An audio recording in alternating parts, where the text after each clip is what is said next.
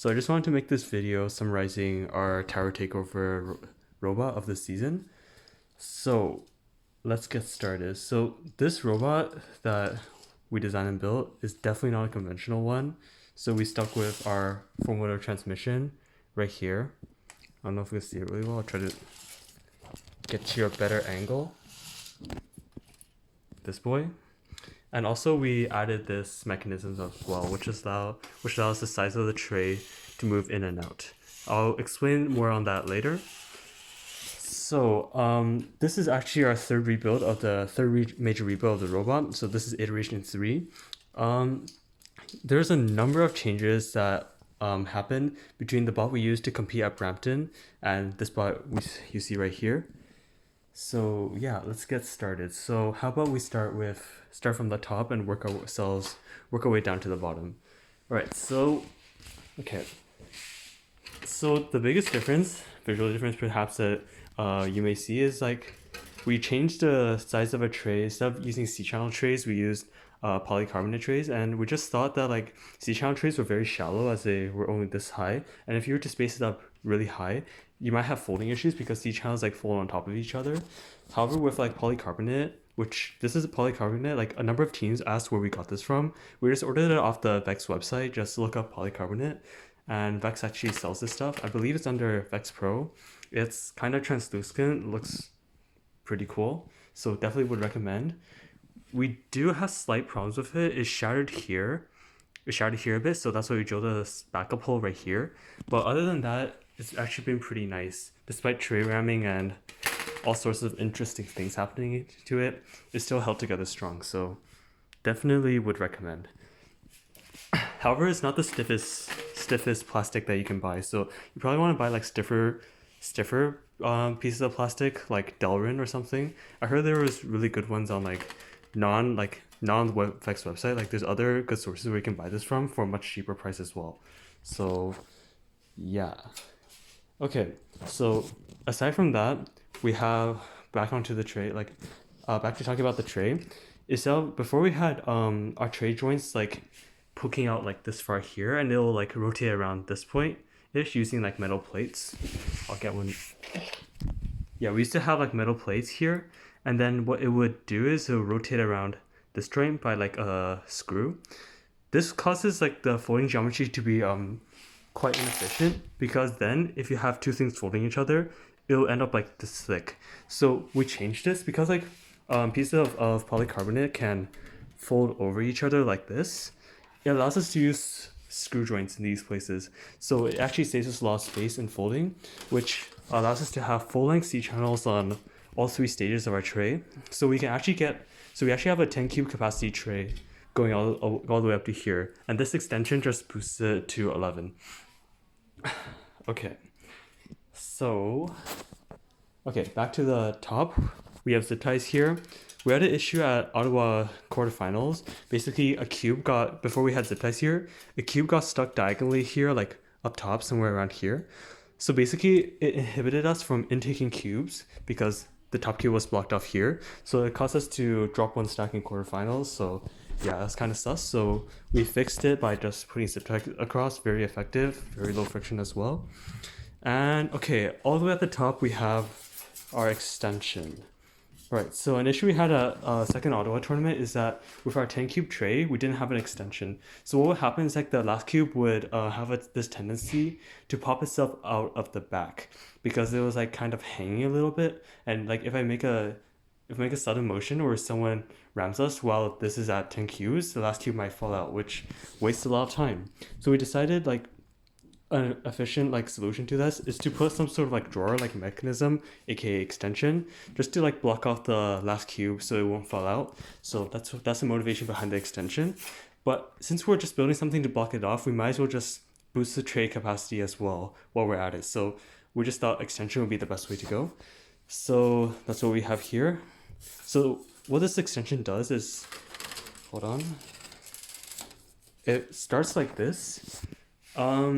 These are screws slightly too large so that it pushes against the two sides of the leg stand, and because polycarbonate is kind of like flexible, it can hold it in. So there's the force of static friction is actually holding this extension in at the beginning, despite countering the force of this elastic here. And what happens is after the tray like folds out like this, when a cube pushes on, here, let me get a cube. So when a cube pushes on this extension, it will actually shoot out like that. So that's because of the elastic, very springy, and it allows us to boost our capacity to 11. So a lot of extensions actually don't have this elastic. The reason why we added one is because what happens was like the extensions we previously built kept hooking onto our stacks while we stack. So sometimes like after we stack, like say this stack, it would pull onto the top cube, like it would kind of hook onto it a bit and drag the whole stack down. And that happened around like once every 20 times, but we want stacking to be completely consistent, because if you drop a stack, it basically means like game over for you in like a very competitive setting. So we definitely didn't want that to happen. Another interesting thing we did is this thing. So basically we have high strength bearings and we have standoffs going through it. So we actually drilled these holes out to allow a standoff to fit. And what we discovered is that between, like, if we put a standoff through a high strength bearing, it's actually very low friction and slides very nicely. So that forms a basic mechanism of our extension. And yeah, and okay, and we have a zip tie here, of course, same issue. Yeah, that's basically it for the extension. These are pretty similar. And also what's really nice about polycarbonate is that we can make the guards very tall. Like this is, I believe, like 2.5 inches. So basically it allows the cubes to be very well guarded between them. A slight issue is like, because polycarbonate from Vex is very flexy, the cube still kind of budges around. Like there's still a lot of like slop between the guards. So to actually counter this, you can actually put like metal bars and bend it into an L shape and brace it across like that to make this like more stiffer. Based on our testing, it actually worked pretty well. But we ended up not needing it because the tray guards was so high to begin with. So we didn't have an issue of getting cubes right now for trade. So we just didn't do it. Yeah. Okay. So now onto this tray joint. Basically, it's also a screw joint. And then we have, it gets hard stopped by this half cut that's braced all the way down here. And then that's how it stops. So it's supported on both sides. DC channels are supported on both sides. They're not cantilevered. They used to be cantilevered. That was not a good idea because this actually bent a lot. Just, yeah, for like high strength joints like this, you definitely want to brace it on both sides because we ran into a lot of bending issues just bracing on one, even under 10 cubes. So that's one little thing to watch out for. Banding in the back. Hold on. Banding on the back is pretty interesting. It's because like we have full length C channels in all stages of the tray. We had to like budget all our space very, very precisely. So that's why we didn't have like the standoffs on the back and allow the rubber bands to like stick out more per se. And yeah, so we had to do that. And like we also have an issue of snapping rubber bands, and we also had this issue on our first robot. Our solution was just to zip tie a bit of friction mat here to sandwich itself between the metal and the rubber bands to allow more like cushioning and like prolonging the lifespan of the rubber bands on the tray. And after we added that, the rubber bands basically didn't snap anymore, which was really nice. Yep. And also, you may be wondering why we have this random shaft collar in the middle here. So we actually had an issue, which was like when a cube goes up, like without the shaft collar here, it sometimes gets jammed on this 3-wide C channel. So yeah, it's kind of weird because it's supposedly at the same level, but just inconsistencies, I guess. So we just added this like little round surface here to help the cube funnel up the tray better without getting jammed. So yeah, it allows for a smoother transition. Okay, so now onto this thing, which I like to call this a grippy tray because it's basically a tray that grips. So basically, I'll explain how it works and I'll explain the uses for it. So, okay. So basically, it's powered by one motor. This is a 100 RPM cartridge on a 1-to-3 gear ratio, like that. So it's actually 12 tooth pinion. Wait, let me get a better angle.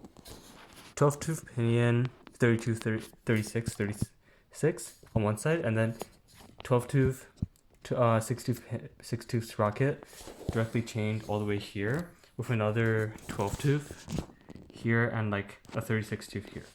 So that's how the gearing works for the clamp. So basically, when the motor turns in one direction, these two side guards, they bite into, like they force themselves into each other, and when it runs in the other directions, it separates. So basically, this forms the basic mechanism of our lock. We chose to go 1 2 3 on this just for added torque, because if we just went 100 RPM direct clamping, we had overheating issues after like 5 minutes of use, and we definitely didn't want that. So we just tripled the torque by making this a gear ratio of 1 to 3. And we honestly don't need speed on here, so I think that decision was worth making. And also on our previous design, we had instead of having a whole gearbox here, which is relatively complex, we had a more elegant solution, which is basically you have a bar, kind of like visualize a bar here. At a bar is directly connected to the motor, so it would turn to like this and this. And what we had standoffs going on each end of the bar, so that when it turns, it forces this standoff like this and this standoff like this to form like sort of a stretched Z shape, which pushes the guards in at this point. And then when it turns into opposite directions, it pulls the two standoffs on the ends back in, so it forms like sort of a compressed Z shape, and thus it would pull these two tray guards out. Yeah. Okay. So the reason why we ditched that design is that there was way too much slop. And like when there's slop, basically, even though if we use a motor PID to keep the guards, hold the guards in place, they will still move because there's a bit of slop on the motors. So we try to reduce that by using gears. However, one downside of this is we used a bunch of gears, and we also used sprockets and chains, which each add a bit of slop at each stage.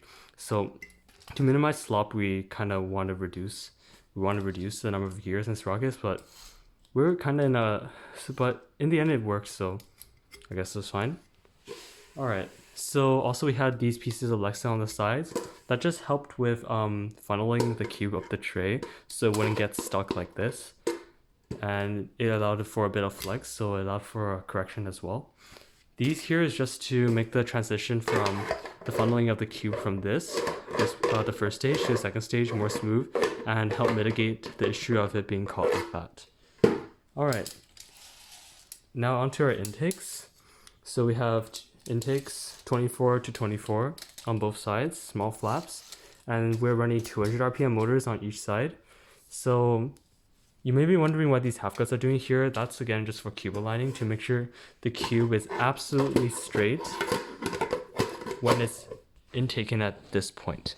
So the half cuts just like help correct it and make it straighter. And it was actually very effective, so definitely would recommend. Also, if you look closely, you can see that our 24 tooth sprockets are offset. So what I mean by that is this 24 tooth sprocket is mounted on the axis of the center holes. Like, yeah. And then however this sprocket, the bottom sprocket, is mounted on an outside hole on the left. So basically what this does is it allows for more distance between the intakes on the outside of the robot. So it really helps us in funneling in diagonal cubes, because this the distance here is longer, so it has more tolerance for cubes that are not perfectly straight, and so it can intake cubes that are not perfectly straight and diagonal, like in the same way. Yeah. And also we have a second set of sprockets on the bottom. We're running medium flaps this time instead of small flaps. That's just to help grip the cube when we're stacking. So when we're stacking the bottom cube, we had an issue with the bottom cube slipping out of our tray when we're stacking. So basically the bottom cube would eat itself like that, and then the rest of the stack would be still held in by the intakes, which makes stacking take a lot of precision work and definitely not optimal for skills or whatever. It actually adds like a 3 more second stack time which is definitely suboptimal. So the simple fix we did is just to add this second set of sprockets to have a bigger surface area of gripping on the cube, and we use medium flaps as well, so more grip, so that when we're stacking, the bottom cube doesn't fall out. So yeah, and that was pretty effective. We eliminated the issue of the bottom cube falling out just by adding the second set. Yeah, so that's basically the intakes. Let's talk about the arms. So basically, the way the arms work is standard goofy. We have a 100 RPM motor sitting back here, where it's geared 1 to 5, and then it's rubber banded as well, just one rubber band. Because after some testing, we realized this didn't even need rubber bands, but we just put one to reduce some strain on the motors, because yeah, and because we can. So yeah, and the arms work like a standard goofy. They go up to low tower position, medium tower position, and back down. And oh yeah, so one thing I forgot to mention about the claw is like its functionality. So basically, what this allows us to do is it can function as a cube block. So that's one of its functions. So basically, you have a cube, you have multiple cubes in the tray, and what these can do is these can grip in and grip the cubes. So this can actually grip like 6 or 7 cubes in the tray, and it can hold the cubes in while the arms move up. So these clamps would effectively hold a whole tray of cubes while the arms are free to move. So it allows me to de-score a tower even though I have cubes in my tray, and I can also, especially in the end game where there's like barely any cubes on the field, cube possession is very important because towers become very influential in deciding the final outcome of the match. So you want to confiscate all the cubes away from your opponent, so you can run around and hoard a bunch of cubes in your tray while still being able to tower, because you can hold the cubes in your tray while you're towering. So yeah, we feel like this was necessary for Ontario provincials, so we added it. And oh yeah, that's why, and also like to allow this mechanism to work, we had to scrap our H drive. So the issue of H drive is actually, like, to be honest, is not a good holonomic drive. If you want a holonomic drive, go Mechanum, go X drive, but don't go H drive. Like, H drive is just a nightmare to work with, because like you have one center motor responsible for all the strafing, whereas like if you have X drive or Mechanum drive, this load is distributed onto 4 motors. In addition, when you have H drive, and because of the nature of transmission, I can't angle when I'm driving, when this tray is loaded to 10 or 11, it starts tipping backwards. So the H drive actually sometimes loses contact with the ground. So yeah, basically it's no longer holonomic anymore when I'm at 10 Qs. And the main use I use for H drive is just for wall lining when I'm stacking, and which you can see me doing a lot in Brampton.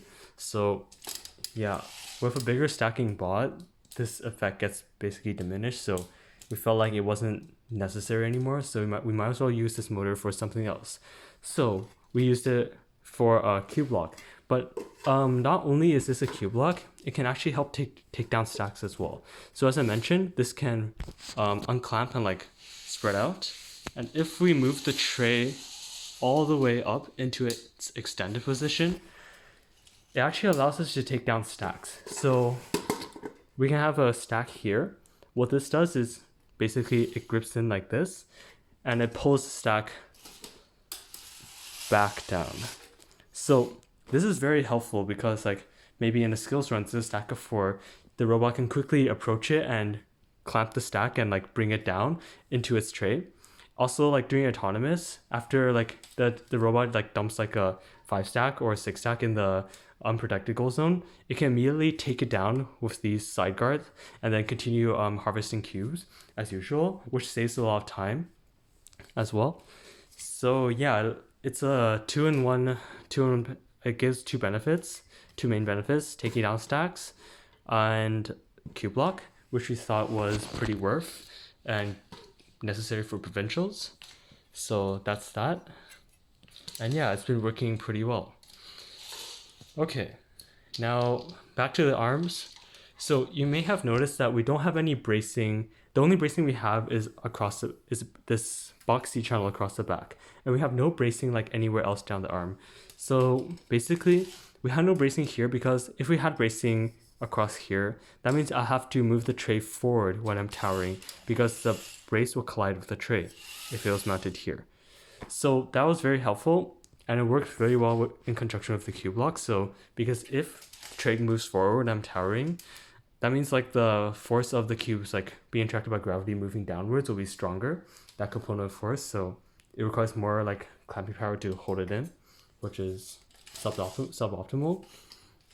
And to make a brace like this, basically just make it very strong. So like box bolt, and then we have many screws holding it in. This is held in by friction. It hasn't fallen off, so we didn't worry about that a lot. Boxed our arms here. We didn't box this part because we want the intakes to have a little bit of flex. Like we can't just like statically hard mount the intakes, or else the intakes would start jamming a lot. Because you want a bit of flex, like just in case some like the fins like they get jammed across along the grooves of the cube, and sometimes you just need a little bit of flex to get free. Because without flex, they're gonna get stuck like forever. So yeah. And also the reason why we can we rebuilt the arm and found out we only needed one brace is that we used a high strength shaft here. So when building like a 2-bar, I highly recommend a high strength shaft because it just like it decreases the issue of lag, because by the nature of a 1 motor 2-bar, the powered side usually like is higher than the unpowered side, and the unpowered side like lags behind because force is first directly like transferred to this gear first. And like bracing, even with bracing without a high strength shaft, like the lag issue just becomes like very, very apparent. So yeah, it makes towering and D-scoring very difficult. So this can be like greatly mitigated just by using a high strength shaft because it's much stronger. So by having a high strength shaft to the back, it basically eliminates like 90% of the lag. So that's very good. And yeah. And for arm, 1:5 gear ratio is probably optimal. We didn't have any torque issues, and it provided us the speed we needed in our skills runs. So that was really nice. To help complement this brace for the back, we also added like compression towers here. So basically what compression towers is, like it helps with compression. So sometimes when a cube is being intaken, the arms get forced sideways. The arms get forced out sideways, and to prevent it from overflexing, we just added this plate here to help push it back in, and it's been working pretty well. And it only happens when it's like intaking a lot of cubes, so it actually doesn't get jammed like this, because technically we don't even need it. This is just like here to like help it a little bit, because this brace back here is just so damn strong. So yeah, it helps with compression at high cube numbers. It doesn't get jammed like this because the arms just don't flex a lot in general. So yeah. All right, now we're done talking about the arms. You may have noticed that we have these two green things here. These are called rubber links. So yeah, these are flexible joints, and we mounted our receiver on this.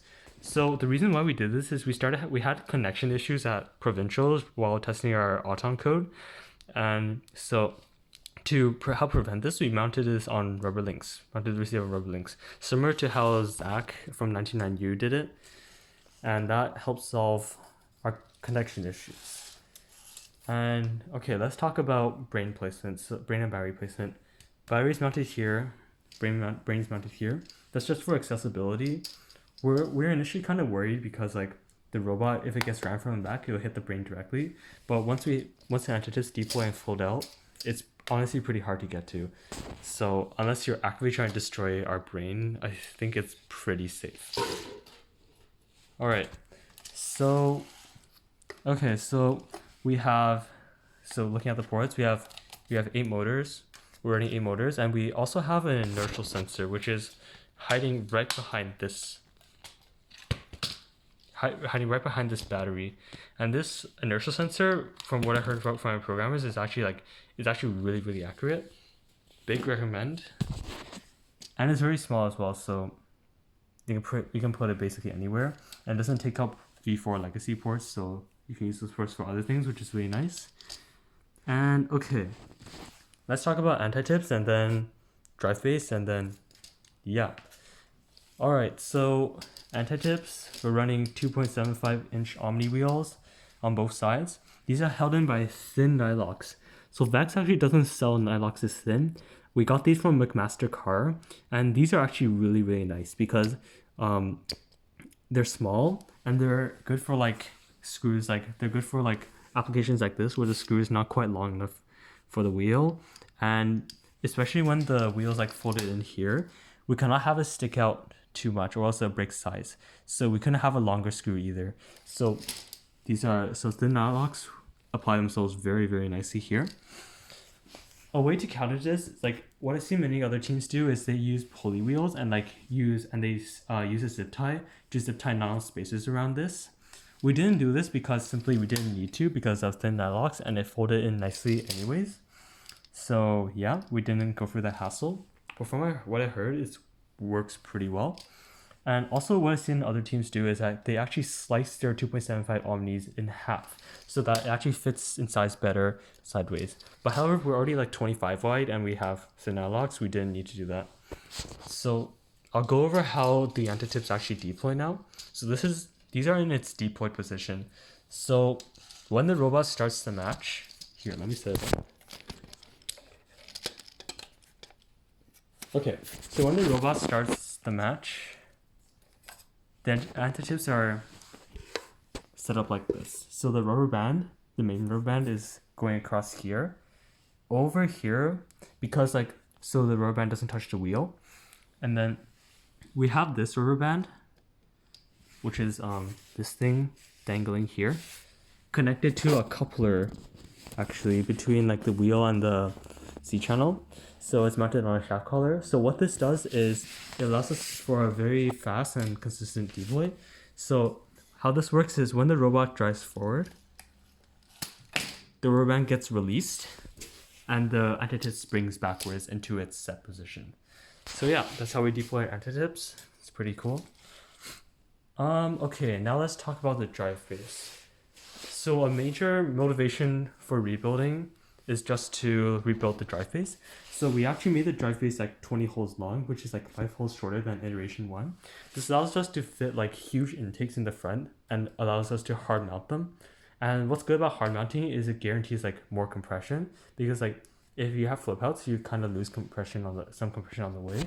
Although like what is more, I'm starting to see like a lot of teams like going from flip outs to hard mounts, but the distribution between flip outs and hard mounts are like pretty even right now, so we'll see how that goes later. But from what I can tell, hard mounts work really well. These 200 RPM intakes can handle 11 cubes easily, and so yeah, 11 stack right here. Yeah, so it can handle 11 easily without losses. It can handle 10. Like this robot can suck like 10 cubes in, I don't know, like 6.5 seconds from 6 seconds from when I tested. So that's really good. That's pretty good. Really helpful doing skills runs. And yeah, okay, so yeah, drive face. So wait, let me angle this up for you. All right, so we're still transmission drive. So for 200 RPM motors, it's geared 1 to 7 here. However, a big change we made is that we decided to, we also have a 62 gear here, pinion here. I don't know if you can see it. Let me get, yeah, right here. So a big change we did on this robot is that we decided to transfer all the power from the 4 motors to the back and chain it to the front. So the front wheel is actually not geared, it's actually chained to the front. Wait, let me get a better angle on this. There we go. Yep. So we actually see a lot of teams do this, like pylons from in the zone. They had all the power being transferred to the back and chained to the front. And this was really nice. Initially we had like slight concerns if the chain would break or anything. However, it hasn't broken once, even though clearing is kind of sketchy.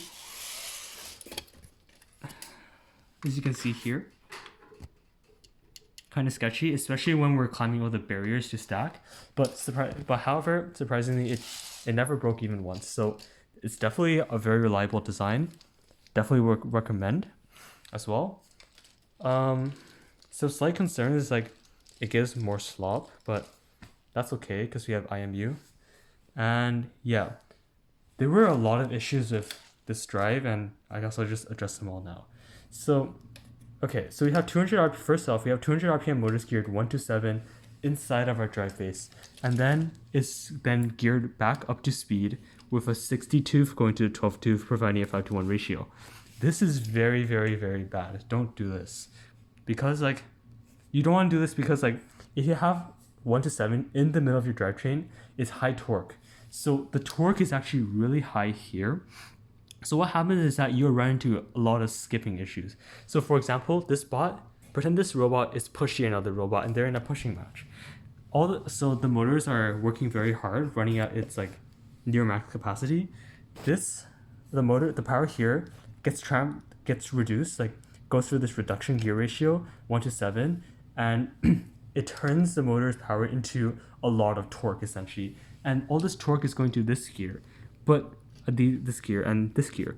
But however, these can't budge because it's in a pushing match. So there will be a ton of force between the 84 tooth gear and the 60 tooth gear.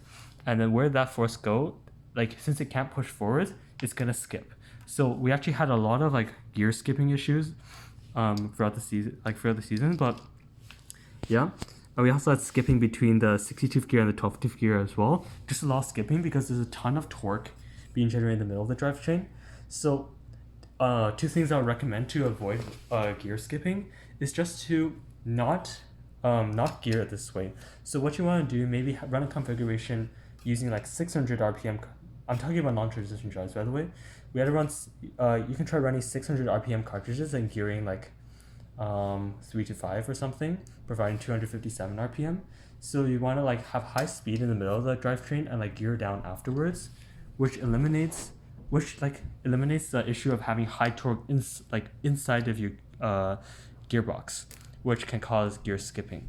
So yeah, the reason why we didn't run this on our drive is because we needed that torque for transmission. So we had to keep these at 200 RPM or else they'll be too weak to push the tray, especially if it's loaded at like 11 cubes. So yeah. And okay, so how do we fix this? We ended up fixing it by using something pretty sketchy. So basically, if you take a C channel, which I'll just use this one for example. If you take a C channel and if you were to put a screw for it, wait, let me find a screw. All right, if we take a C channel and if we take a screw, if we shove the screw through, you may notice like the screw has room to budge around. So this is a reason why we use bearings, like right here, so that the screw just has like no space to budge around. So this is why we use like box braces like these on our drive to make sure the screws absolutely don't budge, causing the drivetrain to like morph and like get deformed. And during testing over the summer, like I actually noticed like if the drive base gets even slightly deformed, it's very hard to tell, and it causes the drivetrain not to drive straight, which is very frustrating. So yeah, back to what I was talking about. If the screw has a lot of space to move around in the square hole. So what we did here is instead of putting this screw, wait, let me move the battery cable. There we go. Instead of putting the screw to the 60 tooth gear, which is causing all the skipping, through a bearing, we just screwed it directly into the C channel. So you can see there's the screw here and there's a caps nut. But what we did is we shoved that screw into a corner, like into the drivetrain. So we took this screw, instead of help center of a bearing, we shoved it into this corner, the bottom left corner, like that. And then we kept it in there. We used a caps nut, which has teeth, and we tightened it very, very hard so that it holds this position. And what this allows us to do is basically screw joint this gear closer than it should be to the other gears meshing against it. So basically the force of the gears meshing with each other is like greatly strengthened because the distance between the centers of each gear is reduced. That goes the same for both the 12 tooth pinion and the 64 tooth gear because it's screwed in the left bottom corner. So you may be thinking that this is very sus, this is very sketchy, but miraculously it actually worked really, really well. It got rid of like all our skipping issues because we just forced the gears into each other. But some issues with this is like it definitely increased drivetrain friction, which I would estimate like this robot probably doesn't drive at 200 RPM. Even though we're using like 200 RPM cartridges, it probably like ends up driving at like 180 RPM. So we actually had to lithium grease it to help mitigate this issue, which worked pretty well. But however, it got rid of all our skipping.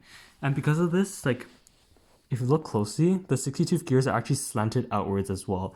Sort of. That's just because of the sheer meshing force between the 64-tooth gear and the 12-tooth gears in the drivetrain against the 60-tooth gear. These boys are 60-tooth gears. And surprisingly, like, well, like not surprisingly, but the gears, like the screws, like they don't snap at all. Like we had these for like 3 months, I guess, and they haven't showed any signs of snapping, which is really nice. On our old robot, however, we actually snapped 4 screws, but that's just because like the screws we used were like 1.5 inch, and the gears, the 60-tooth gear on the old drivetrain was mounted very far from the screw head, so it was much easier to snap because just like the property of levers, it's really far from its fulcrum. However, we just had like a short screw. We used short screws this time. So the 62 gear is actually very close to the screw head. So it's actually much harder to snap, and which is why we don't have snapping issues. And hey, we have another thin nylock here. Very, very blessed material. Definitely would recommend. And yeah, okay. So another tip for building drivetrains is you want to use as little gears as possible. You want to keep it as simple as possible. Because what happens when you have more gears, it's more friction, it's more complicated, more things like braking and stuff. And yeah, it takes more space. You definitely want to like minimize the amount of gears on your drivetrain. So a lot of competitive teams actually have like 3 gears on each side for if you want like a custom gear ratio like 280 RPM or 257. So yeah, you definitely want to use as little gears as possible. Like gears also increase slop a bit, so as you can see, there's quite a lot of slop on this drivetrain. That's just because of the sheer number of gears we use, because this is a transmission drive. So yeah, and the chaining adds a bit as well. And yeah, okay. So some final remarks about transmission. So I was being asked a lot on like by other people like if they should like build transmissions for their world's rebuild, because like transmission, like in the end it does free up a motor. It doesn't compromise like driving speed. Like I can still drive like at like full speed. Pushing power is like definitely noticeably decreased. So like noticeably decreased. So this is for all who are considering transmission drive. So pushing power is like noticeably decreased. Speed is not that noticeably decreased. It still drives at a very healthy speed. And I also, a lot of teams are having angler issues. So that's basically like the angler simply doesn't have like enough torque or like sufficient torque to like constantly push their tray, especially when tray bots are increasing their tray capacity. The trays get really, really heavy. So the conventional 100 RPM 127 anglers sometimes they're not strong enough to push such a heavy tray. So a lot of people are having angular overheating issues. With transmission, this issue is basically non-existent. But you have to be careful. So basically in our code is like we're running our transmission, but we're running at like 60% of its power. And this is because it's a 200 RPM cartridge in the end, right? And it's geared 1 to 7, so it's twice as fast as conventional anglers. So if you actually want to run the motors at higher power, the tray will actually move forward faster. So you definitely want to find like a balance between speed and power here. So we found 0.6 to be really nice. We had no overheating issues in angling, working very well up to 11 cubes. So transmission completely eliminates that. And yeah, overall, it's been an interesting time working with it. There are a lot of small issues, such as metal fatigue, which we used to have because we use half cuts on the transmission lobes. And by using half cuts, like it would snap on the groove. So this is why we replaced it with C channels here, and we didn't have this issue anymore. You might run into the issue of drivetrain skipping, but then again, you can use the technique I showed you. Just shove it into a corner of a C-channel hole and screw it in really tight with a cap, and it'll hold itself there and reduce the distance between the centers of both gears. You may also run into issues with snapping screw joints, which I don't think you will, but you might. And what you do is just like you decrease the distance between the screw and the screw head, and that effectively eliminates the issue. And yeah, also you might run into friction issues on your drivetrain, which might cause like it not driving straight. And what you want to do with that, just to make sure all your spacing is done perfectly with Teflons. So if you look very carefully, we have Teflons all around this robot, a bunch of Teflons inside the drivetrain especially, but I can't really get there. And yeah, and if it still persists, you might want to try some white lithium grease. So take like a fork or a toothpick or anything, or even use your hands, but obviously that's kind of gross, but that's okay.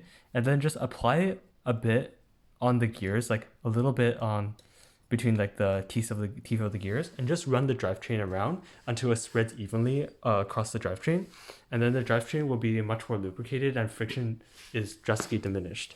So I lubed my drivetrain. I used about this much lube.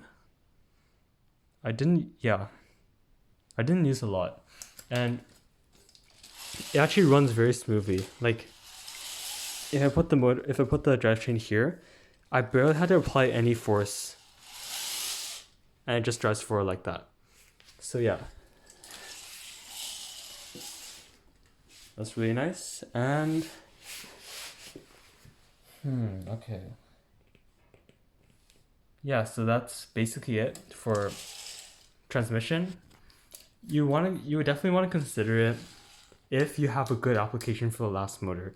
For example, we used our last motor on the tray lock / stack takedown mechanism. Teams might consider like using a last motor for other designs. Don't choose H-Drive, you will regret it for many reasons. Oh, and also the biggest reason about H-Drive, which is bad, is we tried using a 3-inch Omni wheel in the center, but however, these rubber hats get pushed to the side of the plastic frame while in operation, so it causes jamming between here. And you'll have the drivetrain suddenly jerk in a direction or suddenly like stop in the middle of like operation, just because the rubber is getting jammed into the plastic frame while turning and doing sort of swerves and everything. So that's very annoying to deal with, and you can't really fix the issue as far as I know. We tried all sorts of methods, including using a craft knife and just shaving down even a bit of the rubber here. Excuse me, still didn't help as well. The Brampton bot we ran didn't have this issue because we used 3.25 inch Omnis, which don't have this issue of having the rubber rollers getting jammed into a plastic frame. So that was really nice, but it didn't provide us with enough traction to strafe reliably. So yeah, very unreliable. And if you want strafing, just go Mecanum. And you may have noticed that we have this very sketchy crack in our 5-wide tray. So we were at quarterfinals at Ontario Provincials, and we were about to stack, and this tray just snapped. Like this whole thing just like snapped apart, and like this thing here. So this is just due to metal fatigue. We had this for like 3 or 4 months. We started noticing like this starting to like show signs of like metal fatigue. So we actually zip tied these two holes together to hold it in place. And by the time at quarterfinals, when we were stacking, it suddenly blew. The zip ties actually blew off as well. So because of our huge tray, stacking 11 cubes under metal does like die. And I'm quite surprised it would die on our tray and our transmission. But as I explained, metal doesn't die on transmission anymore because C channels, and yeah, don't use half cuts on transmission. So we basically used like another C channel, 3-wide C channel on the bottom, just to brace it across the back as a makeshift brace right now. The parts I don't have access to the parts right now, so that's what I did right now to fix it. And yeah, so our sister team, like Y2281Y, actually used a steel C channel here, and they didn't run into this issue. So if you're running this sort of tray, that might be the play. And yeah, okay. So that's basically it for Team 2381C. We had a good run. Yeah. Good luck with the rest of your season. I'll see you next time.